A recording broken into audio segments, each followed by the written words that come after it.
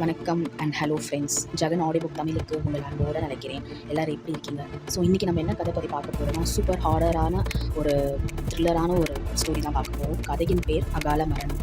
இந்த கதை சூப்பர் மிஸ்டீரியஸாக இருக்கும் ஃப்ரெண்ட்ஸ். கேட் எப்படி இருக்குன்னு சொல்லுங்கள். முக்கியமாக நைட் நேரத்தில் கேளுங்க, வேறு லெவலில் இருக்கும். எப்படி மர்மமாகவே எல்லாருமே சாவறாங்க, அதுதான் இந்த கதையே.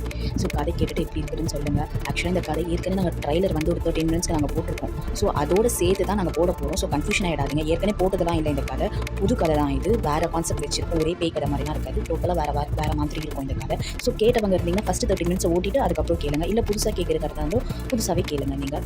ஸோ இது வந்து பார்ட் 1. இப்போ நாங்கள் ரிலீஸ் பண்ண போகிறது பார்ட் 1. அடுத்தது பார்ட் 2 வந்து ஒரு நாள் கழிச்சு கண்டிப்பாக நாங்கள் போடுவோம். ஸோ கதை கேட்டுட்டு எப்படி இருக்குன்னு சொல்லுங்கள். லைக் பண்ணுங்கள், ஷேர் பண்ணுங்கள், கமெண்ட் பண்ணுங்கள். அப்புறம் எங்கள் சேனல் எதனா ஒரு சில விஷயம் மாற்ற வேண்டியது இருக்குது அப்படின்னா உங்களோட ஃபீட்பேக்கும் உங்களோட சஜஷனும் கண்டிப்பாக கமெண்ட்ஸாக சொல்லுங்கள். அதையும் மேக்ஸிமம் நாங்கள் முடிஞ்ச அளவுக்கு அது சேஞ்ச் பண்ண ட்ரை பண்ணுறோம். Thank you friends.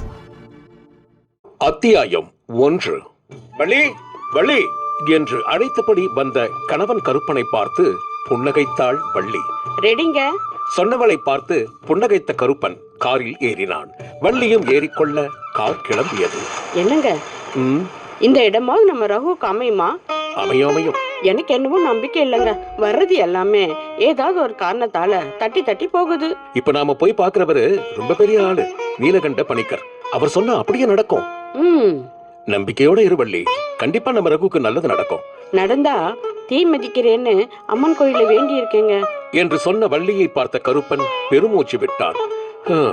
ஒரே மகன் ரகுவுக்கு கடந்த 4 வருடங்களாக பெண் பார்த்துக் கொண்டிருக்கின்றனர். ஒன்றும் அமையவில்லை. இத்தனைக்கும் ரகு நன்றாக படித்திருக்கிறான், நல்ல வேலையில் இருக்கிறான், பார்ப்பதற்கும் நன்றாக இருப்பான். இருந்தாலும் அவனுக்கு இன்னும் ஒன்றும் அமையவில்லை. வள்ளிக்குத்தான் அதில் நிறையவே வருத்தம். என்னென்னமோ செய்து பார்த்து விட்டாள், ஏதேதோ வேண்டுதலும் வைத்திருக்கிறாள். இருந்தாலும் ரகுவிற்கு இன்னும் ஒன்றும் அமையவில்லை. அப்போதுதான் கருப்பனின் நண்பன் ஒருவன் நீலகண்ட பணிக்கரை பற்றி சொன்னதை கேட்டு கருப்பனுக்கு நம்பிக்கை வந்தது. அவரை போய் பார்த்தால் நிச்சயம் ரகுவிற்கு ஏதாவது நல்ல வாக்கு சொல்வார் என்று மனதில் தோன்ற கிளம்பிவிட்டான். வேலந்தாவளம் வர காரின் வேகத்தை குறைத்தான். விநாயகர் கோயில் ஒன்று வரும், அது ஒட்டியே போனா இடது பக்கத்துல ஒரு பெரிய ஓலை குடிசை இருக்கும். அங்கதான் நண்பன் சொன்னதை நினைவுபடுத்திக் கொண்ட கருப்பன் ஓலை குடிசை முன்பு சரியாக வந்தடைந்தான். காரை நிறுத்தி இருவரும் இறங்கிக் கொண்டனர். என்னங்க ஜாதகம் எடுத்துக்கிட்டீங்களா? கூட்டம் சற்று அதிகமாகவே இருக்க தங்கள் முறை வருவதற்காக காத்திருந்தனர். Raghu, I love you. Me too. பார்க்கணும் போல இருக்கு என்று சொன்ன மைதிலிக்கு 22 வயது. தற்சமயம் ரகுவை தீவிரமாய் காதலித்துக் கொண்டிருக்கும் மைதிலி MSc 2ஆம் ஆண்டு படித்துக் கொண்டிருக்கிறாள். வீடு சிவாஜி நகர். தமிழ் பெண் தான், ஆனால் பிறந்தது வளர்ந்தது எல்லாமே பெங்களூரு. ரகுவிற்கு மார்த்தஹள்ளியில் ஒரு மென்பொருள் நிறுவனத்தில் வேலை. வரட்டுமா என ரகு கேட்க புன்னகைத்தாள். வேண்டாம். ஏண்டி? வீட்டுல எல்லாரும் இருக்காங்க. வேணும்னா சொல்லு, ஆளை வச்சு எல்லாரையும் தூக்கிடலாம். வேண்டாமா? வேண்டாம். வேண்டாம். அப்போ என்ன பார்க்க வேண்டாமா? ரகு கொக்கி போட மைதிலி எளிதில் வீழ்ந்தாள். சொல்றேன், அநேகமா எங்க அம்மா அப்பா 2 பேரும் இந்த வாரம் ஊருக்கு போவாங்கன்னு நினைக்கிறேன். செம்ம. அப்போ மீட் பண்ணலாம். மைதிலி சொல்லுப்பா. ஒன்லி மீட்டிங் தானா? தங்கள் முறை வர கருப்பன் பதட்டமாக எழுந்தான். இருவரும் உள்ளே சென்றனர். நீலகண்ட பணிக்கர் தரையில் விரிப்பில் அமர்ந்திருந்தார்.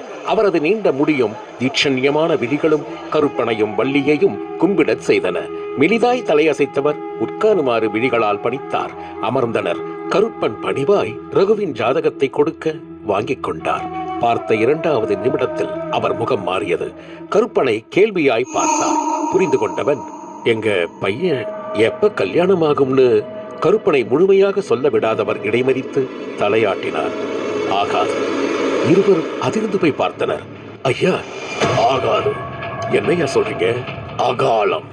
ஐயா, உன் மகன் அகாலம் மரணம் அடைந்ததுவா? பணிக்கர் சொல்ல திக்கென்று அதிர்ந்தனர். ஐயா, அழ தயாராக இருந்த வள்ளி, உங்களை நம்பித்தான் வந்திருக்கோம், என் பையனை எப்படியாவது காப்பாத்துங்க ஐயா என்று கையெடுத்து கும்பிட்டாள்.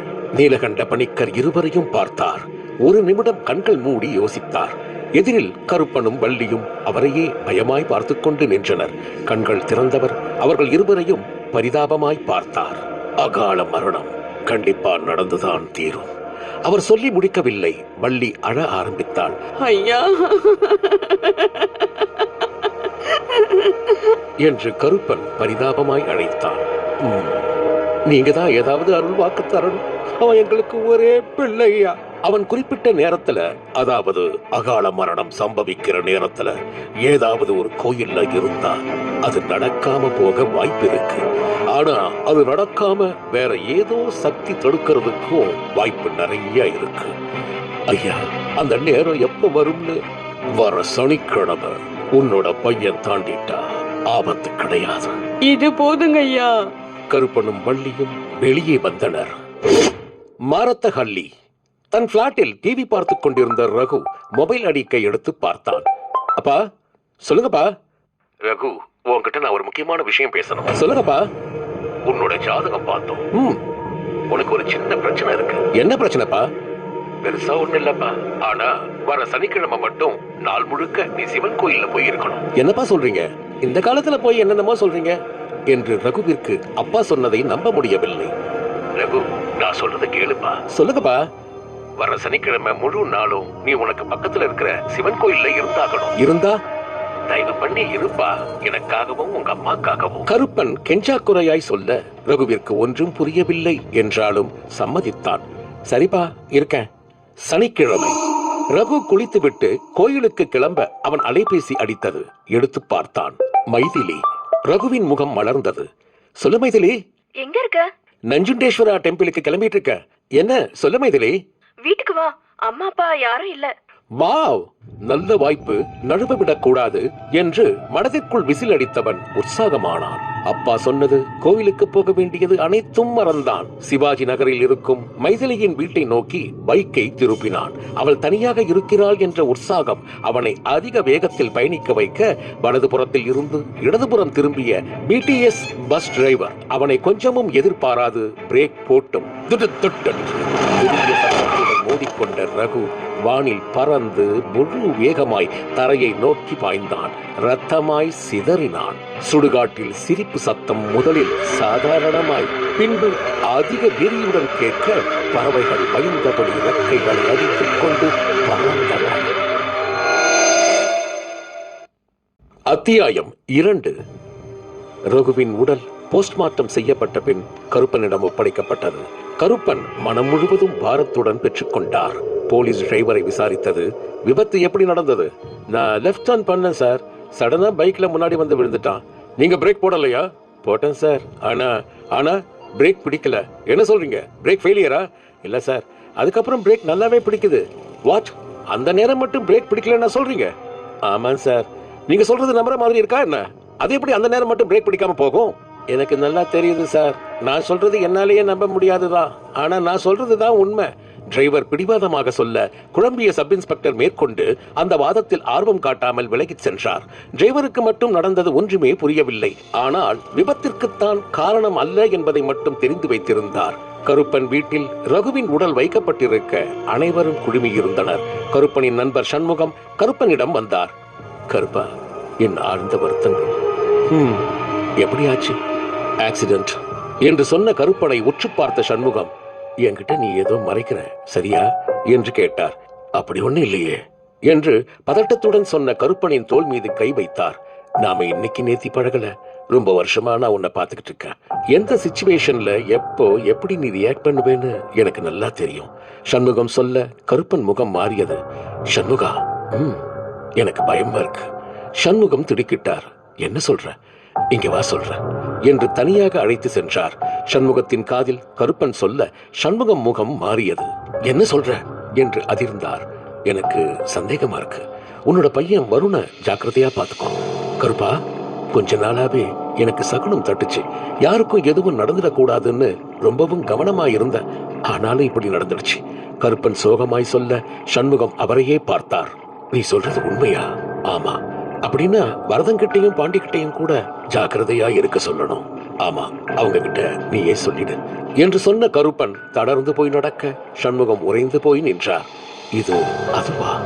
இறக்கும் போது அதன் பார்வை 4 பேர் மீதும் தான் நிலைத்திருந்தது.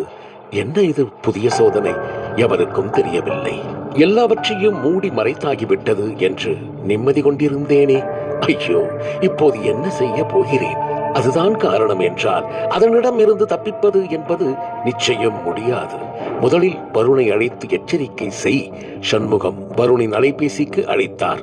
ரிங் போனது. வருண் எடுத்தான். அப்பா, வருண் எங்க இருக்க?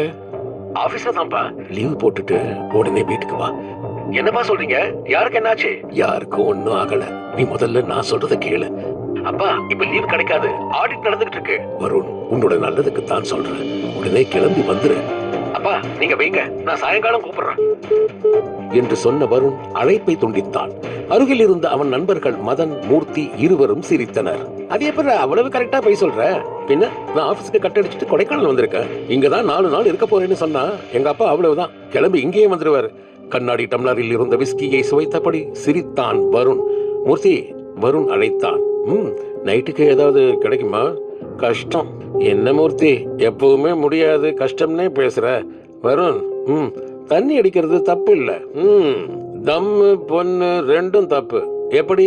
தம் அடிக்கிறவன் சூழலை கெடுக்கிறான். பொண்ணுங்க வேணும்னு கேட்கறவனாலதான் நிறைய பேர் இஷ்டம் இல்லாம இதுல தள்ளி விட்டுறாங்க. அதனால தண்ணி அடி, எவ்வளவு வேணாலும் சாப்பிடு, உன்னோட போகும் அது. மூர்த்தி, நல்லா பேசுற நீ என்று சொன்ன வருண் யதார்த்தமாக வெளியே பார்க்க ஏதோ ஒன்று கடந்து சென்றது போல் இருந்தது. என்னவாக இருக்கும் என்று ஆர்வமான வருண் எழுந்தான். கதவை திறந்தான். Police station. அக்ஷய் தன் டேபிளில் அமர்ந்து ரகு ஃபைலை ஆராய்ந்தான். சார், நிமிர்ந்தான். கான்ஸ்டபிள் மஞ்சுநாத் நின்றிருந்தார். எஸ், சுக்கு காஃபி சார். தேங்க்ஸ் என்று சொன்னவன் மீண்டும் ஃபைலில் மூழ்கினான். ரகு இறந்தது விபத்துத்தான், பிரேக் ஃபெயிலியர். ஆனால் டிரைவரின் ஸ்டேட்மெண்ட் இடிக்கிறது. ஏதோ அந்த நேரத்தில் மட்டும் பிரேக் பிடிக்காதது போல் உளறி இருக்கிறான். அதை கண்டுகொள்ளாமல் இருப்பது நலம். அப்போது இந்த கேஸை விபத்து என்று முடித்துவிட வேண்டியதுதான். அக்ஷய் ரிப்போர்ட் எழுத ஆரம்பித்தான். அப்போது அக்ஷயின் பார்வை யதார்த்தமாக ரகுவின் போட்டோ மீது விழுந்தது.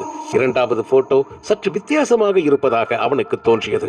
அதை தனியாக எடுத்தவன் உற்று பார்த்தான். அருகில் வைத்து பார்க்க அதிர்ந்தான். ரகுவின் முகம் பயத்தோடு இருக்கிறது. ரகு யாரையோ பார்த்து பயந்திருக்கிறான். யார் அது? இந்த அளவிற்கு பயந்திருக்கிறான் என்றால் இதில் ஏதோ விபரீதம் இருக்கிறது. என்ன செய்யலாம்? கண்டுகொள்ளாமல் விட்டுவிடலாமா? எதற்கும் டிரைவரை போய் நாளை ஒரு முறை பார்த்து பேச வேண்டும். எதற்கு? தேவையில்லாமல். இல்லை, பார்த்து பேசினால் ஏதாவது தெரியும். அக்ஷய் தனக்குத்தானே குழம்பிக் கொண்டான். வருண் வெளியே வந்தான். காலநிலை மிகவும் குளிராக இருந்தது. தங்கியிருந்த ரிசார்ட்டின் பின்னால் காட்டு மரங்கள் அடர்த்தியாய் இருக்க அங்கே யாராவது இருந்தால் கூட யாருக்கும் தெரியாது என்று வருணுக்கு தோன்ற, கடந்து சென்றது யார் என்று தெரிந்து கொள்ள வேண்டும் என்ற ஆர்வம் அவனை உந்தி தள்ள காட்டுப்பகுதியில் வெளிச்சம் இல்லாததையும் பொருட்படுத்தாமல் நடக்கத் தொடங்கினான். சிறிது நேரம் நடந்திருப்பான். ஒன்றும் விசித்திரமாக தட்டுப்படவில்லை. திரும்பிவிடலாமா என்று நினைக்கையில் அந்த சத்தம் அவன் காதில் கேட்டது. யாரோ அழும் சத்தம். வியப்பானான். யாரோ இருக்கிறார்கள். தன் அலைபேசியின் வெளிச்சத்தில் இன்னும் உள்ளே நடக்க அவளை கண்டான். தரையில் அமர்ந்திருந்தாள். கூந்தல் முன்னால் விழுந்து அவள் முகத்தை மறைத்திருந்தது. பெண். யார் அவள்? வருண் ஆச்சரியமானான். யாரது என்றான். அவள் அழுகையை தொடர அருகில் சென்றவன் உறைந்தான். அவள் அருகில் ஒரு நாய் தன் செந்நிற கண்களால் அவனையே பார்த்தது, உருமியது. வருண் திகைத்து பின்வாங்க நினைக்க அவள் செலுத்தப்பட்டது போல் எழுந்தாள். அவள் முகத்தை பார்த்த வருண் அதிர்ந்தான். முகம் முழுவதும் ரத்தமும் மண்ணும் அப்பிக் கிடக்க ஆடைகள் அங்கங்கே நைந்திருந்தன. நகங்கள் நீளமாய் வளர்ந்திருக்க பார்வை மட்டும் அவன் மீது தீர்க்கமாயிருந்தது. ஆபத்து வருண், ஓடிவிடு. மூளை எச்சரிக்க வருண் ஓட முயன்று முடியாமல் அவளிடம் மாட்டிக்கொண்டான். எங்கடா ஓடுற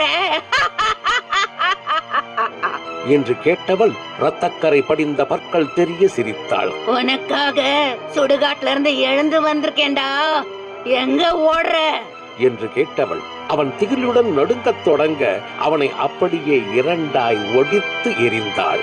வருண் வலி பொறுக்க முடியாமல் கதறினான். அவன் கதறலை ரசித்தவன் அவன் கழுத்தை தன் கூர்மையான நகங்களால் இறுக்கினான். என்று வருண் துடித்தான். நகங்கள் அவனுக்குள் ஊடுருவி ரத்தம் பல துளைகளில் இருந்தும் வெளியேற வருண் முகம் அஷ்ட கோணலாக மாறி உடம்பு துடித்தது, அடங்கியது. அவள் அவனை கீழே எறிந்தாள். நாய் காத்திருந்தாற் போல் வருணை சூழ்ந்து கொண்டது. அத்தியாயம் 3. என்ன சொல்ற என்று பரதன் திடுக்கிட்டார். சண்முகம் கண்ணீரை துடைத்தபடி பேசினார். அது பழிவாங்குது. என்ன சண்முகம் உளர்ற? நான் உளரல, உண்மை. கருப்பம் பையனும் என்னோட பையனும் இன்னைக்கு இல்ல. எங்க நிலைமை உனக்கும் பாண்டிக்கும் வர வேண்டாம். ஐயோ, என்னாச்சு? ரொம்ப வருஷமா வராம இருந்த விஸ்வாவும் அவனோட குடும்பமும் முனீஸ்வரனுக்கு பொங்கல் வைக்க அடுத்த வாரம் ஊருக்கு வராங்க. வேண்டாம் வரதா, அவங்களை எப்படியாவது தடுக்க பாரு. அவங்கள ஊருக்குள்ள வரவிடாத. என்னால அவ்வளவுதான் சொல்ல முடியும் என்று சண்முகம் சொல்ல வரதன் பரபரப்பானார். சரி சண்முகா, நான் அப்படியே பண்றேன். நான் பாண்டிய பார்த்து சொல்லிடுறேன். சண்முகம் வெளியேற பரதன் மனம் படபடப்பானது. தன் மொபைலை எடுத்தவர் விஸ்வாவை அழைத்தார். ரிங் போனது, போய்கொண்டே இருந்தது. விஸ்வா எடுக்கவில்லை. சென்னை பெசன் நகர் பீச். கோகுல், இங்கே நில்லு, பெரிய ஆள வருது பாரு என்று இந்து குரல் கொடுக்க கோகுல் தன் மழலை பற்கள் தெரிய சிரித்தான். அம்மா, கொஞ்ச தூரம் மட்டும்தான் என்று சொன்னவன் இந்துவின் பதிலை எதிர்பாராமல் இன்னும் கொஞ்சம் உள்ளே நடந்தான். என்னங்க, உங்க பையன் உங்கள மாதிரியே இருக்கான். சொல்ற பேச்ச கேட்கவே மாட்டேங்கிறான் என்று இந்து தன் கணவன் விஸ்வாவிடம் சொல்ல அவன் புன்னகைத்தான். விடுமா, சின்ன குழந்தை தானே.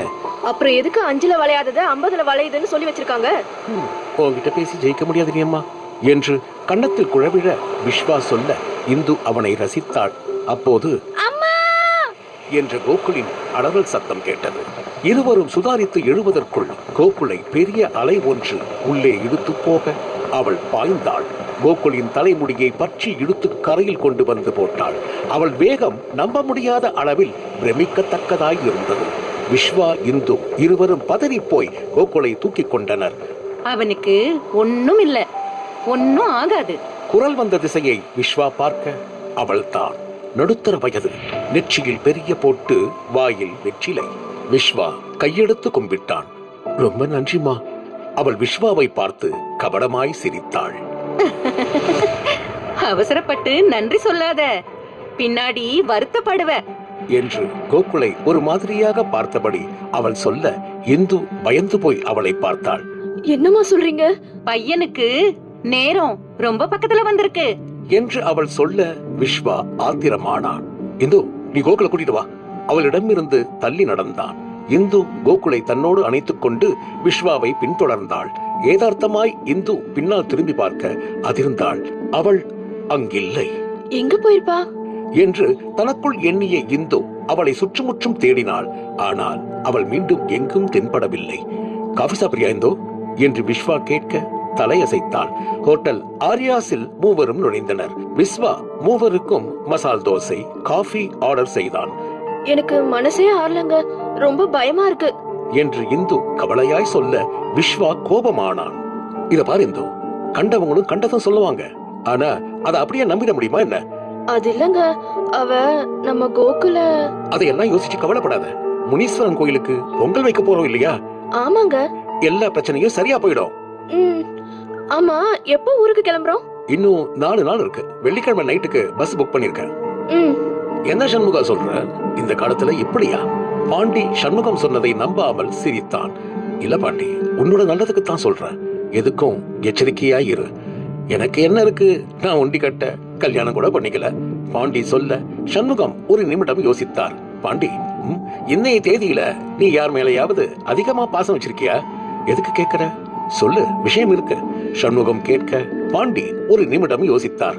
எனக்குன்னு யார் இருக்காங்க? என்னோட தங்கச்சி செண்பகமும் தங்கச்சி மவ ராசாத்தியும் தான் இருக்காங்க. பாண்டி சொல்ல ஏதோ புரிந்து கொண்டது போல் சண்முகத்தின் முகம் மாறியது. என்ன சண்முகா, சொல்லு. ராசாத்தி மேல கொஞ்சம் கவனமாயிரு. ஏன் அப்படி சொல்ற? உனக்கே சீக்கிரம் புரியும் என்று சொன்ன சண்முகம் கவனம் என்பதாக சைகை மட்டும் காண்பித்து விட்டு வாசலை நோக்கி சென்றார். பாண்டி மட்டும் ஒன்றும் புரியாமல் சண்முகத்தையே பார்த்து கொண்டு நின்றார். எதற்கும் தங்கை வீட்டுக்கு சென்று இருவரையும் எச்சரித்தால் நல்லது என்று அவருக்கு தோன்றியது. தன் சைக்கிளை எடுத்துக்கொண்டு வீட்டில் இருந்து வெளியே வந்தார். அன்று மழை பெய்யும் சூழல் இருந்ததால் மாலை நேரமே நன்றாக இருட்டிவிட்டது. தங்கையின் வீட்டுக்கு செல்ல வேண்டும் என்றால் அவர் சூரியன் கரடை தாண்டித்தான் செல்ல வேண்டும். பகல் பொழுது என்றால் அவருக்கு எந்தவித சஞ்சலமும் இருக்காது. இரவு நேரம் அதிலும் சண்முகம் அதை பற்றி ஞாபகப்படுத்தி விட்டதால் அது எங்கேயாவது இருக்கிறதா என்று மனதிற்குள் ஒரு ஓரமாக எண்ணம் ஓடிக்கொண்டே இருந்தது. ஏனென்றால் வருடங்களுக்கு முன்பாக அதன் மரணம் இந்த சூரியங்கரட்டில் தான் சம்பவித்தது. இறக்கும் முன் அதன் நிலைத்த பார்வை 4 பேர் மீதும் பட்டதை நினைத்தால் இன்னும் பாண்டிக்கு நடுக்கத்தை ஏற்படுத்தியது. அப்படி ஒரு சம்பவத்தை அன்று நடக்கவிட்டிருக்க கூடாது. எப்படியாவது தடுத்திருக்க வேண்டும். இதோ இப்போது துரத்துகிறது. சரி, இனிமேல் அதை பற்றி வருத்தப்பட்டு என்ன செய்வது? இப்பொழுது என்ன செய்ய முடியுமோ அதைத்தான் செய்ய முடியும். பாண்டியின் மனதில் பலவித எண்ணங்கள். செண்பகத்தின் வீட்டை அடைந்தார். அம்மா செண்பகம், வாங்கண்ணா என்று பாண்டியை பார்த்த செண்பகத்தின் முகம் மலர்ந்தது. இந்த பக்கம் வந்தம்மா, அதான் உன்னையும் அப்படியே ஒரு எட்டு பார்த்துட்டு போலான்னு வந்தேன். வாங்கண்ணா, என்ன சாப்பிடுறீங்க? தண்ணி மட்டும் போதும்மா. ஆமா, ராசாத்தி எங்க போயிருக்கு? காணோம். டியூஷன்ல இருந்து இன்னும் வரலண்ணா, வர்ற நேரம்தான். நேரம் கடந்தது, ராசாத்தி வரவில்லை. பாண்டி தவித்தார். அப்போது தூரத்தில் ஏதோ ஒரு மிருகம் வித்தியாசமாக ஓலையிட்ட சத்தம் அவர் காதில் கேட்டது. வெள்ளிக்கிழமை இரவு, கோயம்பேடு பேருந்து நிலையம், சென்னை. விஸ்வா, இந்து, கோகுல் மூவரும் பேருந்தில் ஏறி அமர்ந்தனர். பேருந்து நகரத் தொடங்கிய அதே நேரம் ஆந்தை ஒன்று பயங்கரமாய் அலற, நாகம் ஒன்று படம் எடுத்து சீர, சூரியன் கரட்டில் கல்லறை விரிசல் விட ஆரம்பித்தது. அத்தியாயம் 4.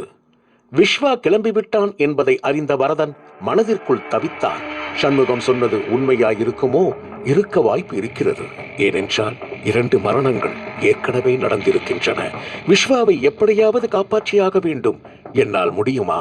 நிச்சயம் முடியாது. வேறு ஏதாவது வழி?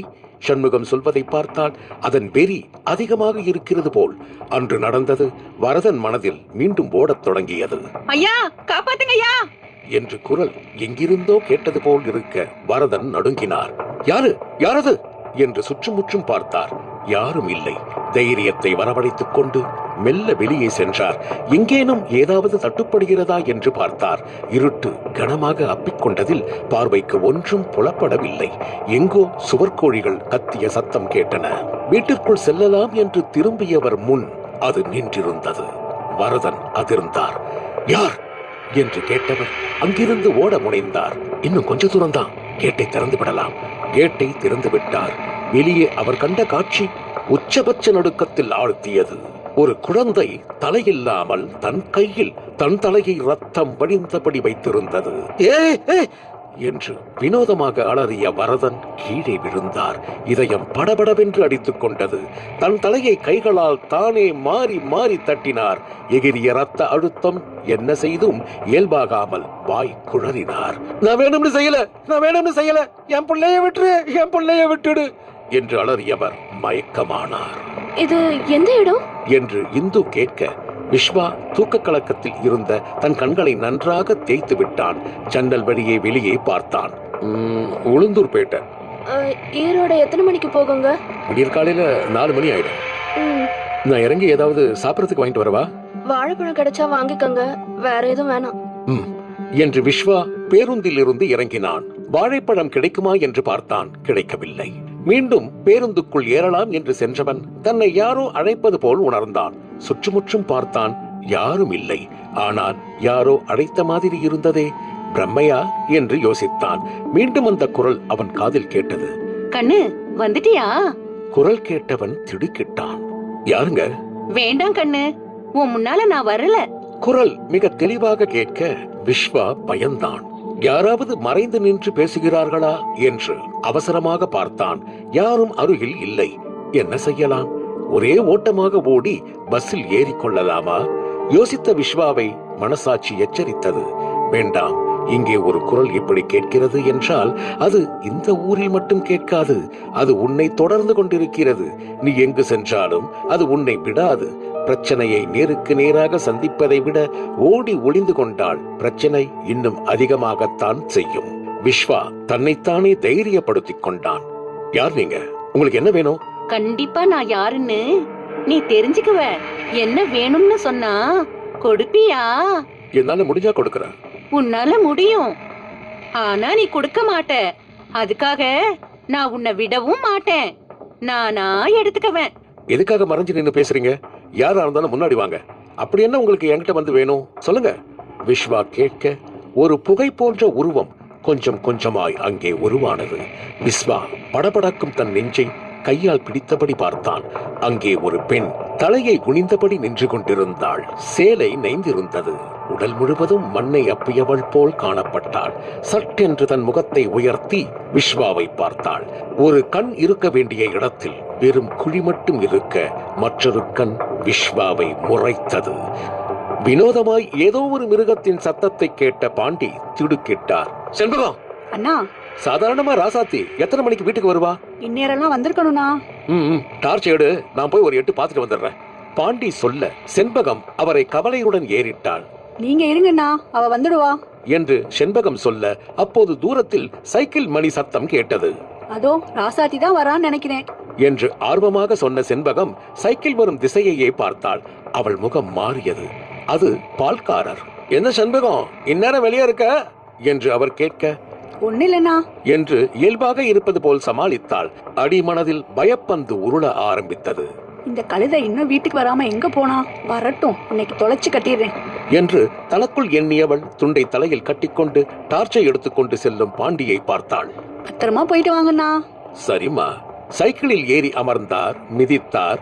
எதிரில் ராசாத்தி எங்காவது வருகிறாளா என்று உன்னிப்பாக பார்த்தார். வரவில்லை. சூரியன் கரடு வர சைக்கிளை நிறுத்தினார். மனதிற்குள் பயம் முளைத்தது. சண்முகம் சொன்னபடி ராசாத்திக்கு எதுவும் ஆகிவிட்டதா? ஐயோ, அப்படி ஒன்றும் நடக்கக்கூடாது. வேண்டுமென்றால் அது என் உயிரை கூட எடுத்துக்கொள்ளட்டும். இப்போது என்ன செய்வது? இந்த சூரியன் கரட்டை கடந்து செல்வதா, அல்லது திரும்பி விடுவதா, அல்லது இங்கேயே கொஞ்ச நேரம் நின்று கொண்டு ராசாத்திக்காக காத்திருப்பதா? நிமிட நேரம் யோசித்த பாண்டி எப்படியாவது சூரியன் கரட்டை கடந்து சென்று விடுவோம் என்று யோசித்தார். இஷ்ட தெய்வங்களை எல்லாம் வேண்டிக் கொண்டு சூரியன் கரட்டை கடந்து சென்ற பாண்டியின் பார்வை கல்லறை மீது விழுந்தது. அதிர்ந்து போய் பார்த்தார் பாண்டி.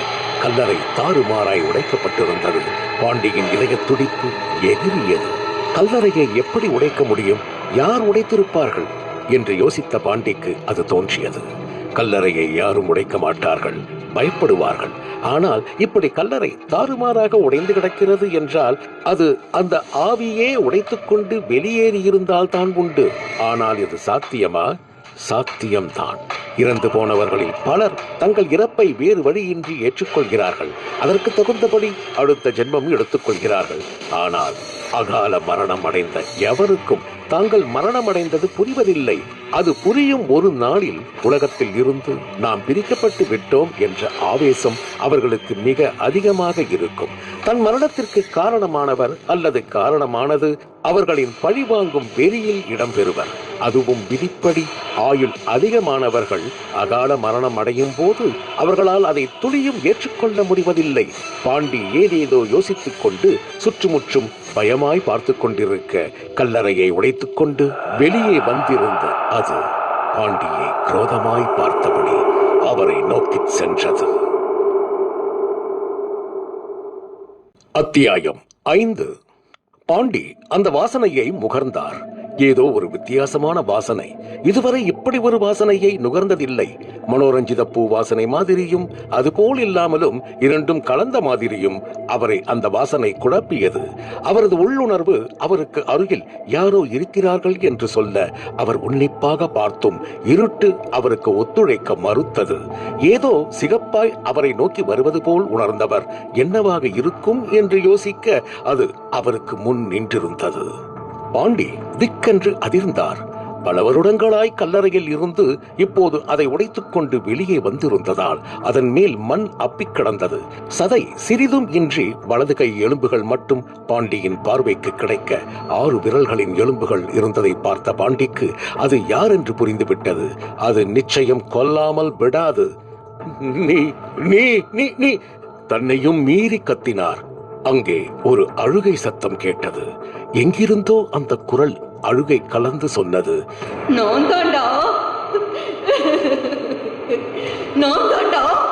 பாண்டி சட்டென்று ஓட முயன்றார். அதன் கை அவர் கழுத்தை பிடித்தது. பாண்டி அலறினார். விடு விடு விடு, என்ன கடவுளே, ரொம்ப வலிக்குது, விடு விடு. என்ன வலிக்குதா பாண்டி? எனக்கும் அப்படித்தானே இருந்துச்சு.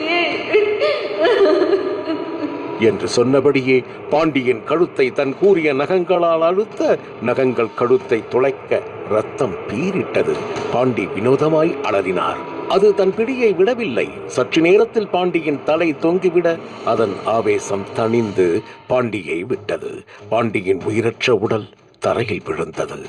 விஸ்வா அதிர்ந்து போய் பார்த்தான். அது அவனை முறைத்தது.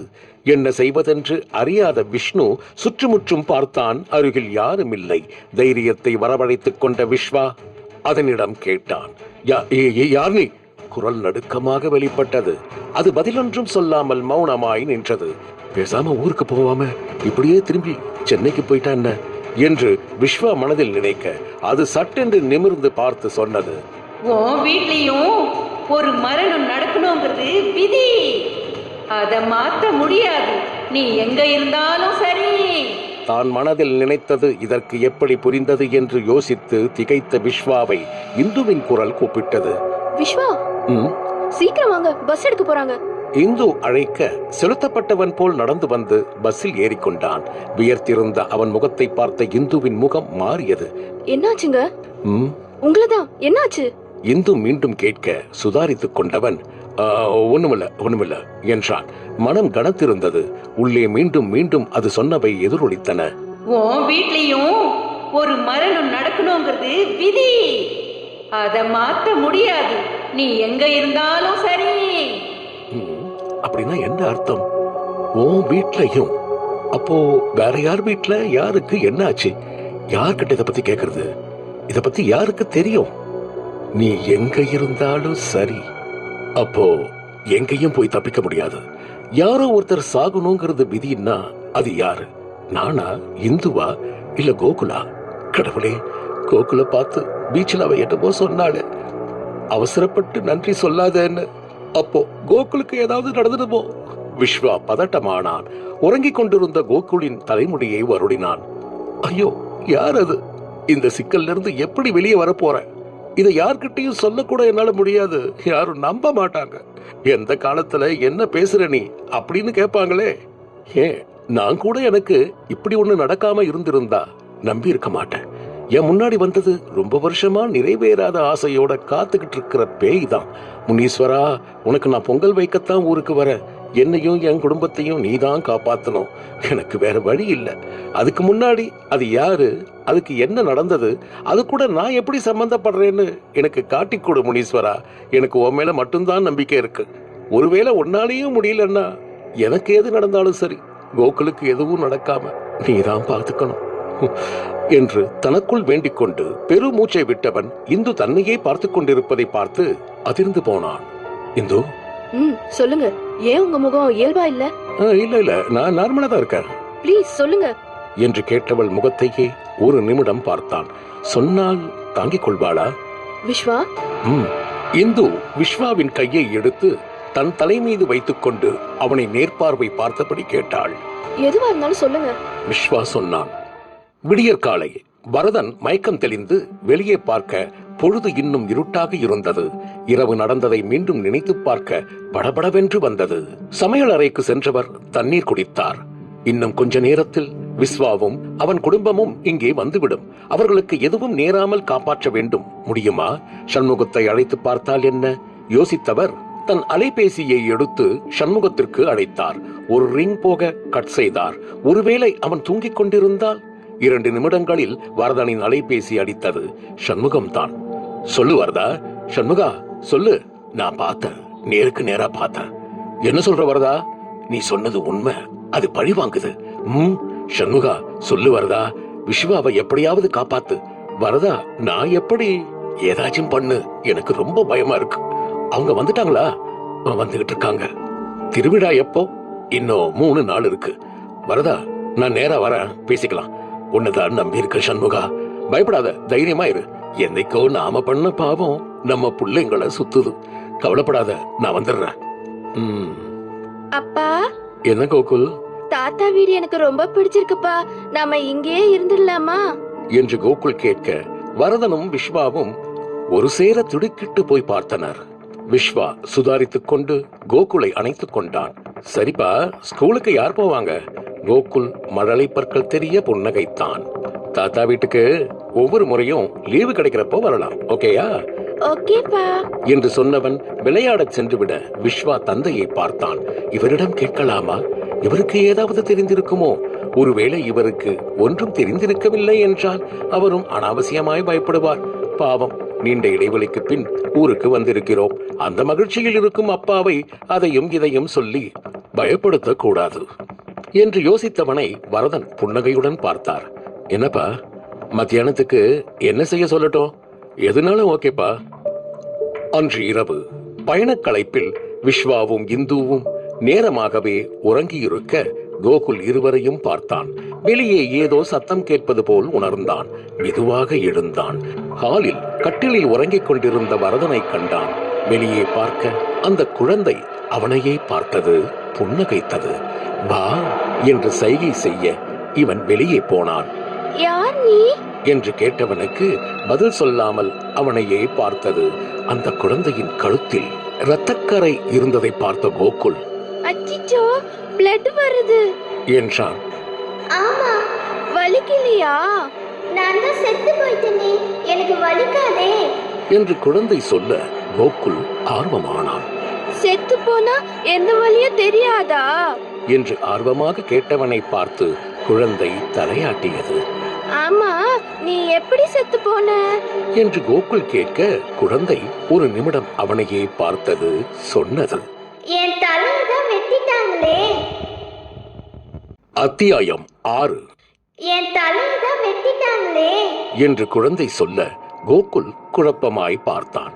அது எப்படி தலை இல்லாம இருக்க முடியும் என்று கோகுல் கேட்க குழந்தை சிரித்தது.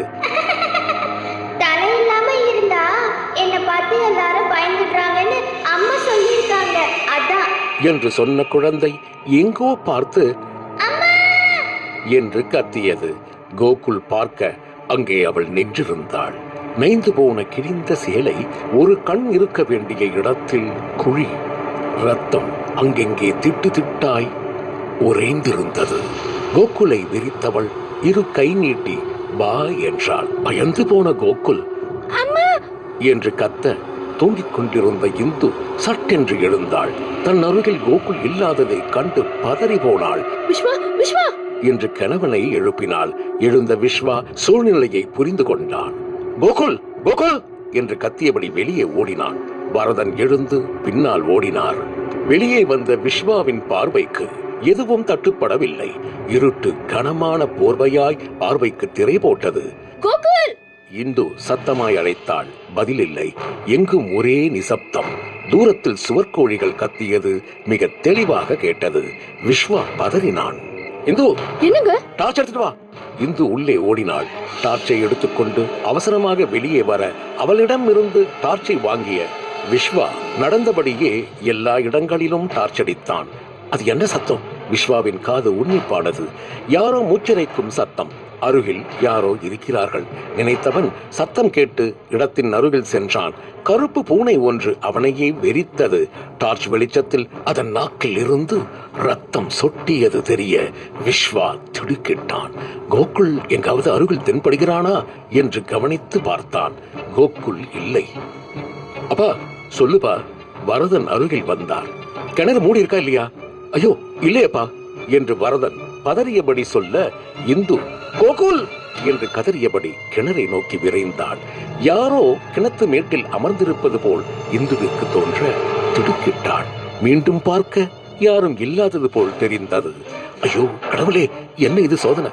கோகுலுக்கு என்ன ஆச்சு என்று தனக்குள் எண்ணியபடி விரைந்த விஸ்வாவின் பார்வையில் பட்டன கிணற்றடியில் இருந்த இரத்த துளிகள். இந்து பெரும் குரல் எடுத்து கதறினாள். விஸ்வா, நம்ம கோகுலுக்கு என்னமோ ஆயிடுச்சு. பதறாத, ஒன்னும் ஆகாது என்று இந்துவிற்கு ஆறுதல் சொன்னாலும் விஸ்வாவின் மனதில் தவிப்பாய் உணர்ந்தான். கிணற்றின் அருகில் ஒரு பெருச்சாளி உயிருக்கு போராடி இருந்தது. எங்கு தேடியும் கோகுலை காணாமல் தவித்தபடி மூவரும் செய்வதறியாமல் இருக்க என்று கோகுலின் குரல் கேட்டது.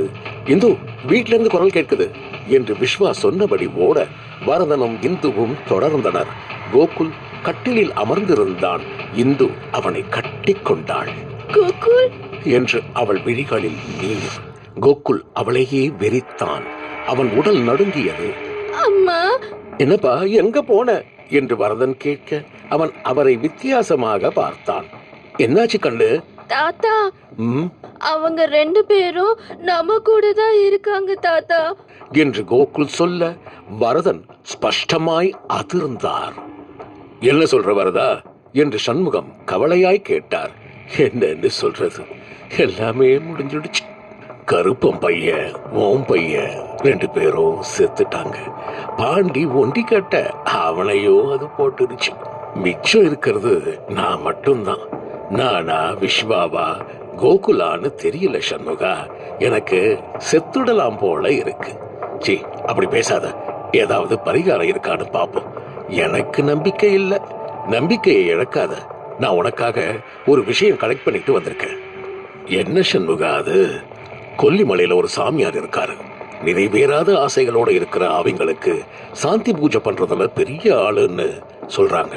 நிஜமாவா சொல்ற? ஆமா வரதா, நாம 2 பேரும் உடனே போய் பார்த்து அவர்கிட்ட நம்ம பிரச்சனைய சொன்னா நமக்கு கெட்டது நடக்காதுன்னு எனக்கு என்னவோ தோணுது. அப்போ உடனே போய் பார்க்கலாம் சண்முகா. அவரை கையோட போய் கூட்டிட்டு வந்துடலாம். வரதா, நாம போயிட்டு வர்றதுக்குள்ள உன் வீட்டுல ஏதும் நடந்துடக்கூடாதுன்னு வேண்டிக்க. சண்முகம் சொல்ல வரதன் பெருமூச்சு விட்டார். தலையசைத்தார். என்னப்பா சொல்றீங்க? விஸ்வா அப்பாவை குழப்பமாய் பார்த்தான். ஆமாம்பா, கொஞ்ச நாளா நம்ம வீட்டுல நடக்கிற பிரச்சனைக்கு ஒரு முடிவு கிடைக்கும். அப்பா, என்னப்பா? அப்போ நம்ம வீட்டுல நடக்கிற பிரச்சனை உங்களுக்கு தெரியுமாப்பா? அப்ப என்கிட்ட எதையாவது மறைக்கிறீங்களாப்பா? அப்படி என்னப்பா மறைக்கிறீங்க? உண்மையை சொல்லுங்கப்பா ப்ளீஸ். விஸ்வா தவிப்பாய் கேட்க வரதன் ஒன்றும் சொல்லாமல் பெருமூச்சு விட்டார். நான் போயிட்டு வந்துடுறேன்பா. வந்து உன்னோட கேள்விக்கு பதில் சொல்றேன். வரதன் முகத்தை பார்த்த விஸ்வா வேறு வழியின்றி தலையாட்டினான். விஸ்வா, என்னப்பா? நான் திரும்பி வர வரைக்கும் 3 பேரும் வீட்டுக்குள்ளேயே இருங்க. வெளியே எங்கேயும் போயிடாதீங்க. தூங்குறதுக்கு முன்னாடி கதவு ஜன்னல் எல்லாத்தையும் பூட்டி வச்சுக்கோங்க. என்ன சத்தம் கேட்டாலும் வெளியில மட்டும் போயிடாதீங்க. பத்திரமா இருங்கப்பா. சரிப்பா. வரதன் சண்முகத்திடம் திரும்பி போகலாமா என்றபடி பார்க்க அவர் தலையசைத்தார். டிரைவர் என்று சண்முகம் அழைத்தார். ஐயா, உனக்கு காத்து கருப்பு நம்பிக்கை இருக்கா? அது இல்லாத இடம் ஏதுங்க? எதுக்குங்க ஐயா கேக்குறீங்க? நாம கொல்லிமலை போய் சேர்ற வரைக்கும் நமக்கு ஏதாவது தடங்கள் வந்தா கண்டுக்காம ஓட்டணும். ஐயா, அப்படி ஏதாவது வருங்களா ஐயா? சொல்ல முடியாது, வந்தாலும் வரும். சண்முகம் சொல்ல டிரைவர் புன்னகைத்தான்.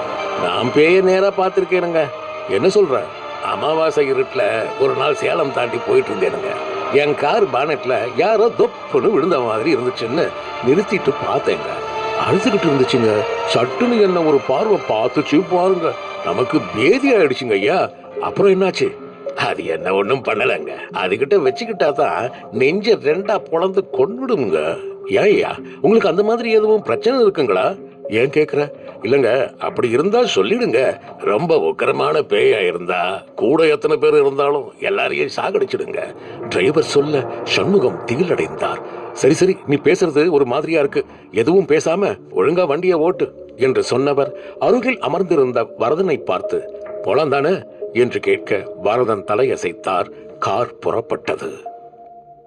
அத்தியாயம் 7. கார் நாமக்கல்லை தாண்டியிருந்தது. நகரை விட்டு வெளியே வந்த அடுத்த அரை மணி நேரத்தில் வானில் கருமேகங்கள் திரண்டன. பகல் பொழுது இருட்டாய் மாற டிரைவர் திகைத்தான். சார், என்ன சொல்லு? மழை வரும் போல இருக்கு. சீக்கிரம் கிளம்பு. இங்கிருந்து கொல்லிமலைக்கு இன்னும் எவ்வளவு நேரம் ஆகும்? 1.5 மணி நேரம் ஆகும் சார். சரி சரி, வழியில எங்கேயும் நிறுத்தாத, கிளம்பு. சரிங்க என்று சொன்ன டிரைவர் ஸ்டீரிங்கை வளைக்க என்ஜின் ஆஃப் ஆகி இருந்தது தெரிந்தது. மீண்டும் ஸ்டார்ட் செய்தால் ஸ்டார்ட் ஆகவில்லை. திகைத்தவன் மீண்டும் மீண்டும் முயற்சிக்க என்ஜின் ஸ்டார்ட் ஆகவில்லை. ஐயா, என்ன வண்டி ஸ்டார்ட் ஆக மாட்டேங்குதுங்க ஐயா. என்னன்னு சீக்கிரம் பாரு. இதோ பாக்குறேன் என்று கீழே இறங்கினான். அவன் பார்வை சற்று தள்ளி இருந்த மரத்தின் மேல் விழுந்தது. அலறியபடி இலக்கின்றி ஓடி வந்து சாலையில் விழுந்தான். சண்முகம் பதறியபடி இறங்கினான். டிரைவர், என்னாச்சு? ஐயா, என்ன சொல்லு? அந்த மரத்துல அந்த மரத்துல ஒரு ஒரு குழந்தை தலை இல்லாம ஊஞ்சல் ஆடுதுங்க ஐயா. டிரைவர் திணறியபடி சொல்ல சண்முகம் அதிர்ந்தார். டிரைவர், உடனே வண்டி எடு, ஆபத்து. ஐயா, வண்டி ஸ்டார்ட் ஆக மாட்டேங்குதாங்க ஐயா. டிரைவர் சொல்ல மழை கொட்டத் தொடங்கியது. என்ன செய்வது என்று திகைத்த சண்முகம் மெதுவாக அந்த மரத்தின் மீது பார்வையை பதித்தார். அங்கே யாரும் இல்லை. டிரைவர், அங்க யாருமே இல்லையே என்று கேட்டபடி திரும்பியவரின் மிக அருகில் அது நின்றது. நான் இங்க இருக்கேன்டா. முகத்தில் உறைந்த ரத்தத்துடன் மழை பற்றிய பிரக்ஞையை இன்றி நின்ற அதை பார்த்து திடுக்கிட்டவர் ஓட ஆரம்பித்தார். மழை நீர் பார்வையை மறைத்தது. முடியாமல் முடிந்தவரை ஓடி ஓரிடத்தில் மூச்சு வாங்கியபடி பின்னால் யாரும் வருகிறார்களா என்று பார்த்தார். யாரும் இல்லை. பிரமையா என்று யோசித்தவர் வரதன் தன் அருகே நிற்பது கண்டு சமாதானமானார். வரதா, சீக்கிரம் வா என்று அழைக்க வரதன் புன்னகைத்தார். வரதா, ஆபத்து என்று சொன்ன சண்முகம் வரதன் தன்னையே முறைப்பதை பார்த்து அதிர்ந்தார். இது வரதன் இல்ல, ஓடிவிடு என்று மூளை சொல்ல 8 வைக்கு முன் இழுக்கப்பட்டார். வரதன் அவர் கழுத்தில் காலை வைத்தார். ஐயோ, காப்பாதுக என்று சண்முகம் கத்த வரதன் கண்டுகொள்ளவில்லை. தன் கால் பெருவிரலால் சண்முகத்தின் தொண்டைக்குழியில் அழுத்த சண்முகம் சுவாசத்திற்கு போராடினார். நிலைமையை உணர்ந்த டிரைவர் காருக்கு ஓடினார். பாட்டிலில் இருந்து ஏதோ திரவத்தை இருவர் மீதும் தெளித்தார். வரதன் இருவரையும் வியப்பாய் பார்த்தபடி கேட்டார். இங்க என்ன நடக்குது என்று சண்முகம் இருமியபடி தன் கழுத்தை நீவிக்கொண்டார். ஐயா, இனி பயமில்லை, இருங்க என்று டிரைவர் சொல்ல சண்முகம் கேட்டார். பாட்டில்ல என்ன? வேளாங்கண்ணி மாதா கோயில் தீர்த்தம். கார் கொல்லிமலையை அடையும் போது மணி 3 இருந்தது. வரதனும் சண்முகமும் மௌனத்தில் ஆழ்ந்திருந்தனர். ஐயா, என்று சண்முகம் டிரைவரை கேள்வியாக பார்த்தார். இங்க எங்க பிரேதக்குடில் எங்க இருக்குன்னு கேட்டு போகணும். பிரேதக்குடிலா? ஆமா. டிரைவர் காரை ஒரு இடத்தில் நிறுத்தி கேட்க ஒருவர் டிரைவரை வித்தியாசமாக பார்த்தவாறு சொன்னார். இங்க இருந்து 2 கிலோமீட்டர் போனா ஒரு பத்ரகாளியம்மன் கோயில் வரும். அங்க வலது பக்கம் திரும்பி காட்டுப்பாதையில 1/2 கிலோமீட்டர் உள்ள நடந்து போகணும். பிரேதக்குடியில அங்கதான் இருக்கு. கார் போகாதுங்களா? போகாது. கோயிலை ஒட்டி எங்கேயாவது நிறுத்திட்டு நடந்து போயிடுங்க அவர் சொல்ல டிரைவர் நன்றி சொல்லிவிட்டு காரை எடுத்தார். வழி சொன்னவர் காரையே வெறித்து பார்த்தபடி நின்றார். தனக்குள் ஏதோ யோசித்தவராய் தலையை ஆட்டியபடி பேசிக்கொண்டார். டிரைவர் என்று சண்முகம் அழைத்தார். ஐயா, இந்த கோயிலானு பாரு. ஆமாங்க, இதுதான். சரி, காரை ஓரமா நிறுத்திக்க. மூவரும் இறங்கினார்கள். வரதன் காட்டு வழியை பார்த்து மலைத்தார். சண்முகா, என்ன வரதா? எனக்கு பயமா இருக்கு. இதுல எப்படி நடந்து போறது? வேற வழியே இல்லையே. அங்க போனா நமக்கு ஏதாவது வழி கிடைக்கும் தானே. எனக்கு நம்பிக்கை இருக்கு வரதா, தைரியமாயிரு. என்னமோ சொல்ற. இந்நேரம் வீட்டுல என்ன நடந்திருக்குமோன்னு எனக்கு திக்குன்னு இருக்கு. வரதன் கவலையாய் சொல்ல சண்முகத்திற்கும் புரிந்திருந்தது. ஐயா, பாதையில கொஞ்சம் சேரா இருக்கு. கால் வச்சு பார்த்து நடந்து வாங்க, கவனமா வாங்க. வழியில பாம்பு ஏதாவது தெரியாம இருக்கும், மிதிச்சிட்டா போச்சு. பார்த்து வாங்க. டிரைவர், ஐயா நீ முன்னாடி போ, உன் பின்னாடி அப்படியே நாங்க 2 பேரும் நடந்து வரோம். சண்முகம் சொல்ல டிரைவர் புன்னகைத்தான். ஐயா, என்ன சொல்றேன்னு இது தப்பா நினைக்காதீங்க. சொல்லு. வழியில வரும்போது பார்த்தது ரொம்ப உக்கிரமானதுங்க. நீங்க ஜாக்கிரதையா இருக்கணுங்க. என்ன சொல்ற? கொஞ்சம் விட்டு இருந்தா நீங்க செத்திருப்பீங்க ஐயா என்று டிரைவர் சொல்ல சண்முகம் தன் கழுத்தை தடவிக்கொண்டார். மூவரும் காட்டுப்பாதையில் நுழைய ஆரம்பித்தனர். காட்டு மலர்களின் வாசமும் ஏதேதோ பறவைகளின் வித்தியாசமான ஒலியும் வரதனுக்கு ஒரு விதமான அச்சத்தை ஏற்படுத்தின. மௌனமாய் பயத்தை வெளியே காண்பிக்காமல் நடக்க ஆரம்பித்தார். டிரைவர் தன் கையில் நீண்ட ஒரு பெரிய குச்சியை வைத்திருந்தான். அடிக்கடி அதை தனக்கு முன்னால் தட்டி வழியில் ஒன்றுமில்லை என்பதை உறுதி செய்து தொடர்ந்து நடந்தான். சண்முகம், வரதன் இருவரும் அவனை தொடர்ந்து நடந்தனர். ஓரிடத்தில் டிரைவர் சட்டென்று நின்றான். என்னவென்று கேட்கப் போன சண்முகத்தை மௌனமாயிருக்கச் சொல்லி சைகை செய்தான். புரிந்து கொண்டவர் டிரைவரின் பார்வை போன இடத்தில் பார்த்தார். அவர் உடல் நடுங்கத் தொடங்கியது. கொம்பேரி மூக்கன் பாம்பு கிளையில் தொங்கியது. டிரைவர் லாவகமாய் விலகி நடந்தான். சண்முகம் படபடக்கும் நெஞ்சத்துடன் கடந்து வந்துவிட வரதன் கடக்க முற்படும் நேரத்தில் அந்த சத்தம் கேட்டது. டிரைவர் அதிர்ந்தான். ஐயா, ஆபத்து! என்ன சொல்ற? யானை எங்கேயோ பக்கத்துல இருக்கு. டிரைவர் கிசுகிசுப்பாய் சொல்ல சண்முகம், வரதன் இருவரும் ஒரு சேர அதிர்ந்தனர். வரதன் தன் வலது கையை எடுத்து நெஞ்சில் வைத்துக் கொண்டார். சண்முகா, கவலைப்படாத வரதா, இவ்வளவு தூரம் வந்துட்டோம். என்ன நடந்தாலும் சரி, போய் பார்த்துடுவோம் என்று சண்முகம் சொல்ல வரதன் கலக்கமாய் தலையசைத்தார். இன்னும் கொஞ்சம் முன்னேறினார்கள். ஓரிடத்தில் அம்புக்குறியிட்டு பிரேதக்குடில் என்ற பழைய பெயர் பலகை இருக்க அந்த வழியில் தொடர்ந்து நடந்தனர். நடக்க நடக்கவே அந்த குடில் பார்வைக்கு கிடைத்தது. கொஞ்சம் பேர் அங்கே காத்திருப்பதை பார்த்த சண்முகமும் வரதனும் ஒருவரையொருவர் நம்பிக்கையோடு பார்த்து கொண்டனர். ஒரு இளைஞன் வந்து விசாரித்தான். மூவரையும் அமர வைத்தான். அமர்ந்தவர்கள் சாமியாருக்காக காத்திருக்க அந்த வினோதமான அலறல் சத்தம் கேட்டு திடுக்கிட்டு எழுந்தனர். அந்த இளைஞன் உள்ளே வந்தான், புன்னகைத்தான். பயப்படாதீங்க, சாமி உள்ள பிரேத பூஜை பண்றாரு, அதான் என்று இளைஞன் சொல்ல மூவரும் பயமாய் தலையாட்டினர். மீண்டும் அலறல் சத்தம் அந்த பகுதியை உலுக்க வரதனும் சண்முகமும் ஒருவரை ஒருவர் பயமாய் பார்த்து கொண்டனர். அத்தியாயம் 8.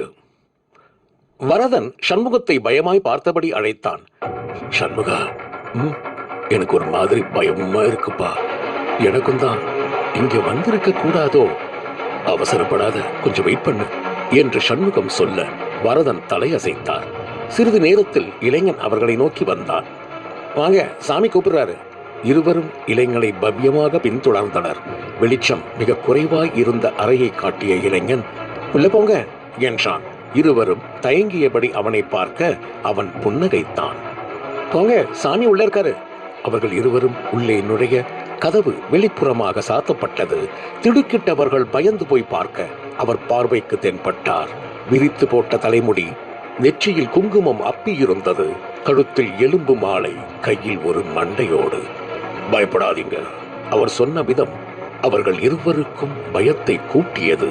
அவர் குரல் இருட்டில் எல்லா திசைகளிலும் இருப்பதாக அவர்களுக்கு தோன்றியது. இந்த பிடாரனை தேடி வந்திருக்கீங்க, என்ன காரணத்துக்காக வந்திருக்கீங்கன்னு நான் தெரிஞ்சுக்கலாமா? வரதன் சண்முகத்தை பார்க்க சண்முகம் சொல்ல ஆரம்பித்தார். அது நிறுத்து சாமி, எதுவுமே இந்த உலகத்துல காரணம் இல்லாம நடக்காது. இதை நம்புறியா? நம்புறேன் சாமி.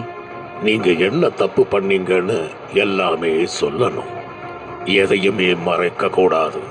அப்படி மறைச்சா பிரேத பூஜை செஞ்சாலும் பிரயோஜனம் இல்லை. அது மட்டும் இல்ல, அப்படி செய்ய காரணமாயிருக்கிறவங்க யாருமே உயிரோடு இருக்க முடியாது. பிடாரன் சொல்ல இருவரும் திடுக்கிட்டனர். சாமி, உண்மை எனக்கு வேண்டியது உண்மை. அந்த உண்மையை சொல்லாம நீங்க பொய் சொல்ல முயற்சி பண்ணினா உங்களை நீங்களே அழிச்சுக்கிறதுக்கு சமம். சாமி, நாங்க உண்மையை சொல்லிடுறோம். நாங்க 5 பேர் ஃப்ரெண்ட்ஸ். கருப்பன், வரதன், பாண்டி, நான், அப்புறம் வேலு. நாங்க 5 பேரும் உயிருக்கு உயிரா இருந்தோம். கண்ணு, அம்மா, தோட்டத்துக்கு வேலைக்கு போயிட்டு வந்துடுறேன்ப்பா. தூக்கு போஸ்ல கருவாட்டு குழம்பு இருக்கு, எடுத்து சாப்பிட்டுக்கப்பா. சரிம்மா என்று சொன்ன வேலு நடந்து செல்லும் அம்மாவையே கண்கலங்க பார்த்து கொண்டிருந்தான். வேலு இளங்கலை படிப்பை முடித்துவிட்டு முதுகலை படிப்பு தொடங்க காத்திருந்தான். வீட்டில் அவனும் அவன் அம்மா மட்டும்தான். அப்பா சின்ன வயதில் தவறி இருந்தார். ஊரில் வேலுவின் பொழுதுபோக்கு ஊர்கோடியில் இருக்கும் திரையரங்கத்தில் படம் பார்ப்பது மற்றும் நண்பர்களுடன் நேரம் செலவிடுவது. நண்பர்கள் கருப்பன், வரதன், பாண்டி, சண்முகம் அனைவரும் ஒரு செட். வேலு என்ற குரல் கேட்ட அவன் வெளியில் வந்து எட்டி பார்க்க பாண்டி நின்றிருந்தான். சொல்லு பாண்டி, கருமலையான் கொட்டாயில் விஜயகாந்த் படம் சூப்பர். என்ன படம்? அம்மன் கோயில் கிடக்காலே, செம்ம படம். ஆமா, ஏண்டா நீதான் அது ரிலீஸ் ஆகும் போதே 10 தடவை பாத்திய, இன்னுமா பார்க்கணும்? தலைவன் பாண்டி, அது சரி என்று பாண்டி சிரித்தான். இன்னைக்கு ஃபர்ஸ்ட் ஷோ போலாமா? இல்ல வேலு, வீட்டுல அக்கா பொண்ணு இருக்கு. அடிசக்க, அப்போ உன வெளியில எங்கேயும் பார்க்க முடியாதுன்னு சொல்லு. வேலு புன்னகைத்தபடி சொல்ல பாண்டி அசடு வழிந்தான். பாண்டி, எவ்வளவு நாள் தான் மனசுல ஆசை வச்சுக்கிட்டு சொல்லாம இருப்ப? இல்ல வேலு, நானும் சொல்லணும்னு தான் நினைப்பேன். ஆனா ஏதோ ஒண்ணு என்ன தடுக்குது. அது என்னன்னு எனக்கு தெரியல. பாண்டி, சீக்கிரம் அது என்னன்னு கண்டுபிடிச்சு கால நேரத்துக்கு உன் அக்கா பொண்ணுகிட்ட சொல்ற வழிய பாரு. இல்லன்னா அவ கல்யாணத்தை நீயே முன்னாடி நின்று நடத்துற மாதிரி வந்துடும். வேலு சொல்ல பாண்டி கண் கலங்கினான். பாண்டி, சாரிடா, நான் விளையாட்டுக்கு. பரவாயில்ல வேலு, அவன் என் உயிர், அதான் சட்டுன்னு ஒரு மாதிரி ஆயிட்ட என்று பாண்டி சொல்ல வேலு பிரமித்தான். பாண்டி அங்கிருந்து போய்விட வேலுவிற்கு பாண்டியை பற்றிய நினைவாக இருந்தது. எப்படி ஒருவனால் சட்டென்று இந்த அளவிற்கு கண்கலங்க முடியும்? அப்படி என்றால் அந்த அளவிற்கு அவன் மனதில் அவள் மீது நேசம் இருக்கிறது என்றுதான் பொருள். பாவம், இவன் அவ்வளவு பாசம் வைத்திருக்கிறான். ஆனால் என்ன நடக்கப் போகிறதோ? சட்டென்று தன்னை பற்றி நினைத்து பார்த்தான் வேலு. நீ என்ன ஒழுங்கா? பாண்டியை பற்றியாவது நண்பர்களுக்கு தெரிந்திருக்கிறது. ஆனால் நீ யாருக்கும் தெரியாமல் உன் மனதில் குடியமர்த்தியிருக்கிறாயே கண்மணி, அது மட்டும் எவருக்காவது தெரிந்தால் என்ன ஆகும் என்று யோசித்து பார்த்திருக்கிறாயா? இல்லை, யோசிக்க விரும்பவில்லை. ஏன்? நான் நேர்மையானவன். எண்ணம் போல் வாழ்வு என்பதில் எனக்கு நம்பிக்கை உண்டு. உன் எண்ணம் என்ன கண்மணி? உன் நோக்கம் என்ன கண்மணி?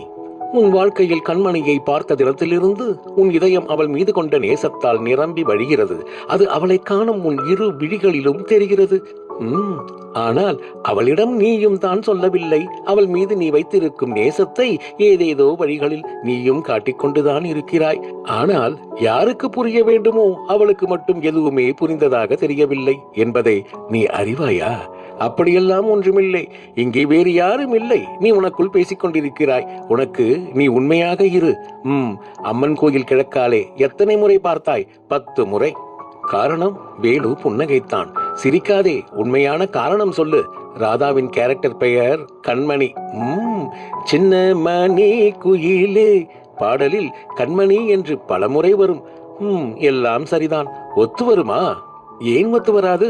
எல்லாமே தடையாக இருக்க எப்படி ஒத்து வரும்? எவை தடை? படிப்பு. அவள் மருத்துவ கல்லூரியில் படித்துக் கொண்டிருக்கிறாள். நீ இளங்கலை கணிதம் படித்திருக்கிறாய். 2ம் பேச்சுலர் டிகிரி தான். நம் சமூகத்தில் அப்படியா இருக்கிறது? இல்லை. அடுத்து சாதி. மனம் ஒத்து போனால் மற்றது பார்க்க வேண்டாமே? அதெல்லாம் சினிமா வசனம். வாழ்க்கைக்கு எல்லாம் தான் பார்க்க வேண்டும். அது மட்டுமல்ல, இங்கு இன்னும் மனம் ஒத்து போகவில்லை. இன்னும் அவளுக்கு உள்மனம் தெரியக்கூட இல்லை. தெரியப்படுத்துவேன். எப்போது? இன்னும் 1 வாரத்தில் முனீஸ்வரன் திருவிழா வரப்போகிறது.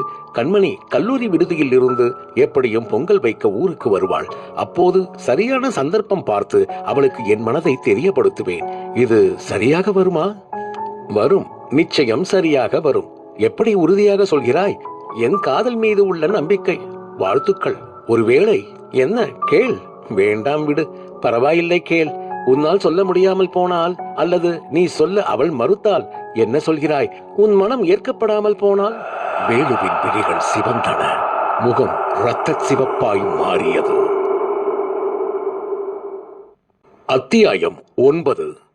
ராசா, அம்மா அழைக்க வேலு என்னம்மா என்றான்.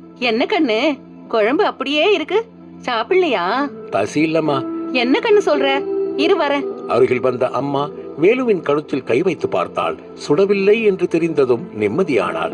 ஏன் கண்ணு, குழம்பு நல்லா இல்லையா? அம்மா ஏதாவது செஞ்சு தரட்டா என்று அம்மா கேட்க வேலு நெகிழ்ந்து போனான். இல்லம்மா, வேண்டாம், குழம்பு கொடு, நான் சாப்பிட்டுக்கிறேன் என்று சொன்ன வேலுவிற்கு அம்மா தட்டில் சோறு போட்டு குழம்பு ஊற்றி கருவாடு வைத்து கொடுத்தாள். வாங்கி கொண்ட வேலு சாப்பிடத் தொடங்கினான். ஏன் கண்ணு? சொல்லுமா. நீ மேல படிக்கணும்னு சொன்னியே. ஆமா. அது என்ன படிப்பு கண்ணு? MCA. புரியல கண்ணு. உனக்கு புரியாதுமா. சரி விடு. அது படிக்க எவ்வளவு செலவாகும்? மொத்தமா 1 லட்சம் வேணுமா. அவ்வளவு ஆகுமா கண்ணு? ஆமாமா. வேலு சொல்ல அம்மா ஒரு நிமிடம் கவலையில் ஆழ்ந்தாள். வேலு, நம்ம நிலத்தை அடமான வச்சிடலாமாப்பா? அம்மா. ஆமாப்பா, நீ படிச்சு வேலைக்கு போனதுக்கு அப்புறம் மீட்டுக்கிட்டா போச்சு. அம்மா சொல்ல கொஞ்ச நேரம் அம்மாவையே மௌனமாய் பார்த்தவன் சரிமா என்று தலையாட்டினான். வேலு, நீ செய்யறது தப்புப்பா. புரியவில்லை. உன் அப்பா செத்த பிறகு நான் உனக்காக தான் சாமி உசுரோடு இருக்கேன். ஆம், அறிவேன். நான் நீ ஒரு நல்ல நிலைமைக்கு வந்தாதானே எனக்கு சந்தோஷம். நிச்சயம் வருவேன். அது உன்னோட நம்பிக்கை. ஆம். நம்புனா சரி, ஆனா அது நடக்கணும்னா அதுக்கான முயற்சியும் பயிற்சியும் இருந்தா தானே கண்ணு வெற்றி அடைய முடியும். ஆம். சரி சரி, வெற்றி அடையறதுக்கு முன்னாடியே கனவு காணாத. சரி. எது நடக்கணும்னு இருக்குதோ அது நிச்சயம் நடக்கும். என் கண்மணி, அவள் உன் கண்மணி அல்ல. உன் கண்மணி ஆக வேண்டும் என்றால் நீ வாழ்க்கையில் வெற்றி பெற்று அவளுடைய நிலைக்கு சமமாக உன்னை நீ தகுதிப்படுத்திக் கொள்வது மிக முக்கியம். அப்படி தகுதிப்படுத்திக் கொண்ட பின் அவளை பற்றி நீ கனவு காணலாம். அதுவரை நீ அவளை நினைக்காமல் கட்டுப்பாட்டுடன் இருப்பதே நல்லது என்று தனக்குள் யோசித்த வேலு அன்று இரவு தூங்குவதற்கு நீண்ட நேரம் எடுத்துக்கொண்டான். திருவிழாவிற்கு இன்னும் 3 தினங்கள் இருக்க கண்மணி அதற்குள் தன் வீட்டிற்கு வந்திருந்தாள். அதற்கு காரணம் அவர் அப்பா பெருமாள் சாமி. 6 அடி உயரம், ஆஜானுபாகுவான உடம்பு, கட்டை மீசை. டேய் என்ற அவர் ஒற்றை குரலுக்கு நடுங்குபவர்கள் பலர். கணக்கு வழக்கற்ற சொத்தும் தானாகவே தேடி வந்த பதவிகளும் அவரை எப்போதும் அதிகாரமாகவே வைத்திருந்தன. ஊரில் அனைவரும் அவரை மரியாதையாக பெரிய காட்டுக்காரர் என்று அழைப்பர். மனைவி தனம் கணவன் சொல்வதை வேதவாக்காய் எடுக்கும் இல்லத்தரசி. அவளுக்கு கணவன்தான் எல்லாம். இவர்களின் ஒரே மகள் கண்மணி, இவர்களின் இளவரசி. பெருமாள் சாமி தன் மகள் மீது உயிரையே வைத்திருக்கிறார். அவள் எது கேட்டாலும் இல்லை இல்லை, எதை பார்த்தாலும் அடுத்த நிமிடம் அதை வாங்கி கொடுக்க எண்ணுவதோடு மட்டுமல்ல, அது வீட்டிற்கு உடனே வந்து சேரும். கண்மணியை முதலில் மருத்துவக் கல்லூரியில் சேர்க்க மாட்டேன் என்று பெருமாள் சாமி அடம்பிடித்தார். அதற்கு காரணம், விடுதியில் மகளை விட்டுவிட்டு எப்படி தனியே இங்கிருப்பது என்ற கவலை. கண்மணியின் பிடிவாதம் காரணமாக மனதை தேற்றிக்கொண்டு அனுமதியை அளித்து விட்டார். கண்மணி சிவந்த நிறம், சற்று பெரிய கண்கள், கூரான நாசி, ஈர்க்கும் இதழ்கள் என்று காண்போரை தன்வசம் ஈர்த்தாலும் அவற்றை அவள் பெரிதாக கண்டுகொள்ளாமல் இருந்தாள். அதற்கு காரணம், அவள் தன் வீட்டை பற்றி புரிந்து வைத்திருந்ததுதான். நிச்சயம் அப்பா அவர் பார்க்கும் மாப்பிள்ளைக்கு தான் திருமணம் செய்து கொடுப்பார். பின் எதற்கு தேவையற்று மனதை அலைபாய விட்டு நம்மை நாமே தொல்லை பிடித்துக் கொள்ள வேண்டும்? கண்மணி எதுவென்றாலும் யோசிப்பாள். யோசிக்காமல் எதிலும் முடிவெடுக்க மாட்டாள். இது நிச்சயம் நமக்கு வேண்டுமா, இது இல்லாமல் நம்மால் இருக்க முடியாதா என்ற யோசனை அவளுக்கு முதலிலேயே வந்துவிடும். கண்மணி, அப்பா, ஹாஸ்டல் எப்படிமா இருக்கு? நல்லா இருக்குப்பா. சாப்பாடு நல்லா இருக்குப்பா. சரியா சாப்பிடுறது இல்லையா நீ? போன முறைக்கு பார்த்ததுக்கு இந்த முறை ரொம்ப ஒல்லியா இருக்க. பெருமாள் சாமி சொல்ல கண்மணி சினுங்கினாள். அப்பா, பெருமாள் சாமி சிரித்தார். தனோ, தோ வந்துட்டேங்க. தன் முன்னாடி வந்து நின்ற மனைவியை பார்த்து சொன்னார், கண்மணி வீட்டுல இருக்கிற எல்லா நாள்லயும் டெய்லி நாட்டுக்கோழி சூப்பும் முட்டையும் அவளுக்கு கொடுக்கணும். அப்பா, கண்மணி பாவமாய் பார்க்க சரிங்க என்றால் தனம். புன்னகையுடன் வெளியே வந்த பெருமாள் சாமி பார்வையில் வேலுவும் அவன் அம்மாவும் பட்டனர். பெருமாள் சாமி அவர்களை கேள்வியாய் பார்த்தபடி அருகில் இருந்த கணக்கு பிள்ளை சாமி கண்ணுவை ஏறிட்டார். என்ன விஷயம்? கொஞ்சம் பணம் வேணுமா மங்கையா? எவ்வளவு? 1 லட்சம். 1 லட்சமா? அவ்வளவு காசு எதுக்கு? ஐயா, வேலு அழைத்தான். சொல்லு, நான் MCA படிக்க போறேங்க. அதான். ஏன் இதுவரை படிச்சதுக்கு வேலை கிடைக்காதா? அது இல்லைங்க. அப்படியே கிடைக்கலன்னா நிலத்துல விவசாயம் பார்க்க வேண்டியது தானே? இல்லைங்கய்யா. என்ன இல்லைங்கய்யா என்று பெருமாள் சாமி கேட்க, அதுவரை ஒன்றும் பேசாமல் இருந்த வேலுவின் அம்மா பேசினாள். ஐயா, சொல்லு. நீங்க தான் எங்களுக்கு உதவி பண்ணணும். என் புள்ள காட்டுல கஷ்டப்பட வேணாம். அவன் கொஞ்சம் படிக்கட்டுங்க ஐயா. நீங்க தான் பெரிய மனசு பண்ணி. அவள் சொல்ல பெருமாள் சாமி இருவரையும் பார்த்தார். வீடா என்ன இருக்கு? கேட்டவரிடம் தான் கொண்டு சென்றிருந்த மஞ்சப்பையில் இருந்து பத்திரத்தை எடுத்து கொடுத்தாள். ஐயா, இது எங்க நிலப்பத்திரம். 2-3 வருஷத்துல நாங்க மீட்டுக்கிறோம் ஐயா. வாங்கி பார்த்த பெருமாள் சாமி கணக்கு பிள்ளையிடம் கொடுத்தார். சாமி கண்ணு, ஐயா பாண்டு எழுதி வாங்கிட்டு பணம் கொடுத்துடு. சரிங்க ஐயா. அப்போது கண்மணி வெளியில் வர வேலுவின் பார்வை அவள் மீது பட்டது. என் தேவதையே, எங்குனை பார்த்தாலும் இதை பற்றியும் யோசியாது என் மனம் உனை பற்றி கொள்கிறதே. அணைக்க ஏலா பெருந்தீ காதலாய் உள்ளே பற்றி எரிகிறதே. என்னவளே, என்னை வதைத்தது போதும், நான் சிதைந்ததும் போதும். எனக்கோர் முடிவு நீ சொல்ல வேண்டும். இல்லையேல் என் முடிவை நான் எழுத வேண்டும் என்று தன்னை மறந்து கண்மணியை ரசித்த வேலுவை தீர்க்கமாய் பார்த்தார் பெருமாள் சுவாமி. அத்தியாயம் 10. எனக்கு என்ன ஆச்சுன்னு தெரியல. நான் என்ன நினைச்சாலும் என்னால அவகிட்ட இருந்து தள்ளி போக முடியல என்று வேலு தலை குனிந்தபடி சொன்னான். அருகில் நின்றிருந்த கருப்பன், வரதன், சண்முகம், பாண்டி 4 பேரும் அவனையே பார்த்தனர். என்னடா சொல்ற? எத்தனை நாளா இது? இது சரியா வராது வேலு. பெரிய காட்டுக்காரரு மோசமானவரு. ஏதாவது வில்லங்கமாயிட போதுரா என்று வரதன் சொல்ல சண்முகம் ஆமோதித்தான். ஆமா வேலு, வரதன் சொல்றது கரெக்ட். என்ன கரெக்ட்? லவ் பண்றது தப்பா என்று பாண்டி வேலுவிற்கு ஆதரவு தெரிவித்தான். டேய் பாண்டி, சொல்லு வரதா, லவ் பண்றது தப்பில்ல. யாரு யார லவ் பண்றதுன்னு பார்த்துதான் பண்ணணும். வரதா, இது லவ் திட்டம் போட்டு பண்ண முடியாது. யாருக்கு யார பிடிக்கும்னு யாருக்கும் தெரியாது. வேலுக்கு கண்மணியை பிடிச்சிருக்கு. நாம வேலுக்கு என்ன பண்ண போறோம் என்று பாண்டி கேட்க வேலு அனைவரையும் பார்த்தான். சொன்னான், இதனால எந்த பிரச்சனை வந்தாலும் எனக்கு வரட்டும், நீங்க யாரும் பாதிக்கப்பட வேண்டாம் என்று குரல் கம்ம சொன்ன வேலுவை கோபமாய் பார்த்தான் வரதன். என்னடா பேசுற நீ? பிரச்சனை வரும்னு தான் சொன்ன, கூட நிக்க மாட்டேன்னு சொல்லலையே. வரதனின் கோபத்தில் வேலு நெகிழ்ந்தான். சாரி வரதா, நான் அந்த அர்த்தத்துல சொல்லல. நீ எந்த அர்த்தத்திலையும் அப்படி சொல்லாத. சரி, ஓகே ஃப்ரெண்ட்ஸ் என்று பாண்டி அழைத்தான். அனைவரும் அவனை பார்த்தனர். வேலுவுக்கு எந்த பிரச்சனைனாலும் நாமளும் கூட இருக்கிறோம் என்று பாண்டி சொல்ல மற்றவர்கள் தலையசைத்தார்கள். வேலு என்று சண்முகம் அழைத்தான். திருவிழாவுக்கு இன்னும் 2 நாள் தான் இருக்கு. திருவிழா முடிஞ்சா கண்மணி ஊருக்கு போயிடுவா. ஆமா, சோ அவகிட்ட நீ சொல்லிடு வேலு. அவ மனசுல என்ன இருக்குன்னு தெரிஞ்சுக்க. சண்முகா, அவளுக்கு நிச்சயம் என்ன பிடிக்கும், அதை உறுதி பண்ணிக்க வேலு என்று சொன்ன சண்முகத்தை வேலு வெறித்தான். இரவு. பெருமாள் சாமி வீட்டு மொட்டை மாடியில் சேர்களில் அமர்ந்திருந்தனர் பெருமாள் சாமியும் அவரது மைத்துனன் சங்கரனும். எதிரில் கண்ணாடி டம்ளரில் பொன்னிற திரவம் நிரப்பப்பட்டிருந்தது. பெருமாள் சாமி ஒரு டம்ளரை எடுத்து ஒரே மூச்சில் குடித்தார். சங்கரன் அவரை ஆச்சரியமாய் பார்த்தான். மாமா, என்னாச்சு? மனசு சரியில்லை சங்கரா. என்ன மாமா சொல்ற? அந்த அருக்காணி பையன் வேலு தெரியும்ல உனக்கு? ஆமா, அவனுக்கு என்ன மாமா? அவனும் அருக்காணியும் இன்னைக்கு கடன் வாங்க வந்திருந்தாங்க. எனது? அப்போ அந்த பையன் நம்ம கண்மணிய பார்த்த பார்வை சரியா இல்ல. அட விடுங்க மாமா, இதுக்கு போய் கவலைப்படுறதா? என்ன சங்கரா சொல்ற? நம்ம கண்மணி எங்க போனாலும் அவ மேல கண்ணு விழத்தான் செய்யும். அது இல்ல சங்கரா, வேற என்ன மாமா? அவன் நம்ம கண்மணிய பார்த்த பார்வை எனக்கு இன்னும் மனசுல அப்படியே இருக்கு. அவனை மறந்து உருகி போய் நின்று பார்த்துக்கிட்டு இருந்தான். சும்மாவா விட்ட? இழுத்து 4 அறையத்தான் தோணுச்சு. கூட அவன் அம்மா இருந்தா சரி, என்னன்னு முழுக்க தெரியாம நாமளே எதுவும் பண்ண வேணாம்னு சும்மா இருந்துட்டேன். நீ ஒன்றும் கவலைப்படாத மாமா, ஏதாச்சும் வில்லங்கம்னா சொல்லு, கவனிச்சிடலாம். சொல்றேன் சங்கரா. முனீஸ்வரன் கோயில் திருவிழா. மக்கள் தாங்கள் கொண்டு வந்திருந்த சேவல்களுடன் வரிசையில் காத்திருக்க பூசாரி ஒவ்வொன்றாக வாங்கி பலியிட்டார். அனைத்து வீட்டிலிருந்தும் பெண்கள் உற்சாகமாக பொங்கல் வைத்துக் கொண்டிருந்தனர். வேலுவின் கண்கள் கண்மணியை தேடின. எப்படியாவது இன்று சொல்லிவிட வேண்டும். திருவிழா முடிந்தால் ஊருக்கு சென்று விடுவாள். மீண்டும் வருவது எப்போது என்றும் தெரியாது. இப்படி நினைத்துக் கொண்டிருக்க சட்டென்று கண்மணி சிகப்பு நிற தாவணியில் அவன் முன்னால் வர இமைக்க மறந்து பார்த்தான். தன்னை மறந்து தன்னை பார்த்தவன் மேல் கண்மணியின் பார்வை பதிந்தது. ஒன்றும் சொல்லாமல் அவனை கடந்தாள்.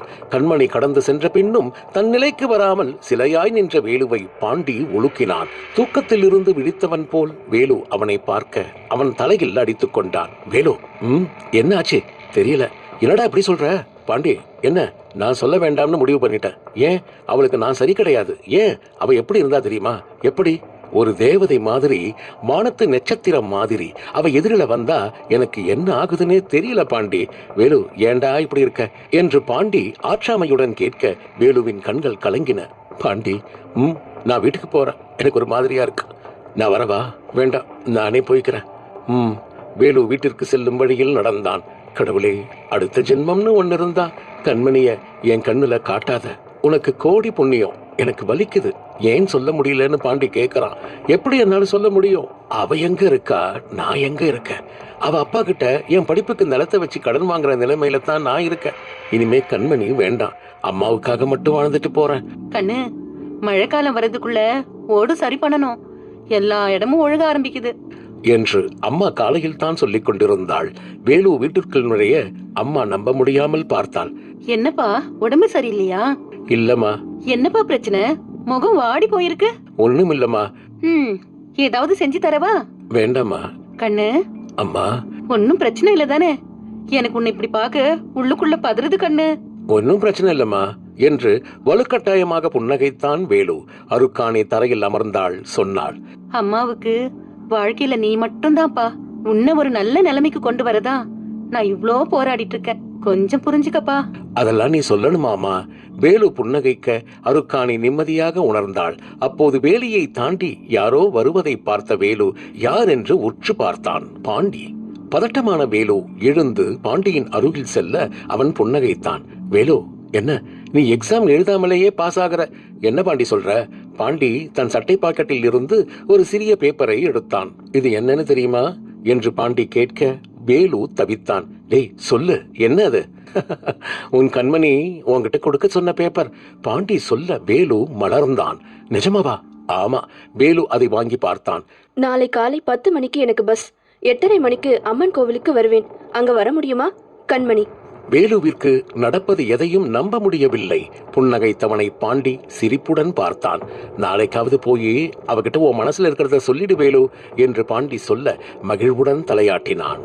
என்ன சொல்ற மாணிக்கம் என்று சங்கரன் ஆத்திரமாக கேட்க எதிரில் இருந்தவன் பதட்டமாக சொன்னான். ஆமாங்கண்ணா, நான் பார்த்தேன். நம்ம பாப்பா அந்த பாண்டி பையகிட்ட ஒரு சின்ன பேப்பரை கொடுத்துச்சுங்க. சங்கரன் யோசித்தான். பாண்டி அந்த வேலுவிற்கு நண்பன். அப்படி என்றால் கண்மணி அந்த பேப்பரை வேலுவிற்கு கொடுத்திருக்கலாம். ஏற்கனவே மாமா வேறு சொல்லி இருக்கிறார். இப்போது என்ன செய்வது? மாமாவிடம் சொன்னால் அவருக்கு இரத்த கொதிப்பு இன்னும் அதிகமாகும். இதை நானே கையாள்கிறேன். மாணிக்கம், சொல்லுங்கண்ணா. நாளைக்கு நம்ம பாப்பா திரும்ப காலேஜுக்கு போகும். சரிங்கண்ணா? பாப்பா தனியா போகும். நான் பாப்பாக்கு தெரியாம பாப்பாவை ஃபாலோ பண்ணுவேன். நான் கூப்பிடுற தூரத்துல என்ன ஃபாலோ பண்ணு. சரிங்கண்ணா. அப்புறம் ஒரு முக்கியமான விஷயம் சொல்லுங்கண்ணா. பொருள் கையில இருக்கணும். சரிங்கண்ணா.